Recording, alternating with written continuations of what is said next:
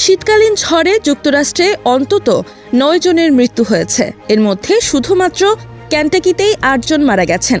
এছাড়া প্রবল বর্ষণের ফলে জনজীবন স্থবির হয়ে পড়েছে। ১৬ ফেব্রুয়ারি রোববার রাজ্যের গভর্নর অ্যান্ডি বেসিয়ার বলেছেন, বন্যায় আটকে পড়া শত শত মানুষকে উদ্ধার করা হয়েছে। বেসিয়ার বলেন, পানিতে গাড়ি আটকে যাওয়ার কারণে মা ও ৭ বছরের একটি শিশুসহ অনেকের মৃত্যু হয়েছে। তিনি বাসিন্দাদের পরামর্শ দিয়ে বলেছেন, এই মুহূর্তে রাস্তায় বের হওয়া থেকে দূরে থাকুন এবং নিজেদের নিরাপদ রাখুন।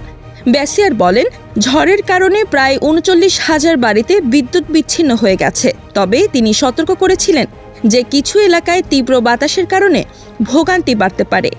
এদিকে জর্জিয়া এবং ফ্লোরিডার কিছু অংশের জন্য টর্নেডো সতর্কতা জারি করা হয়েছে। আবহাওয়াবিদরা বলেছেন যে মার্কিন যুক্তরাষ্ট্র এই মৌসুমে সবচেয়ে ঠান্ডা আবহাওয়া পেতে চলেছে। মারিয়া মায়া, নবীন নিউজ, ঢাকা।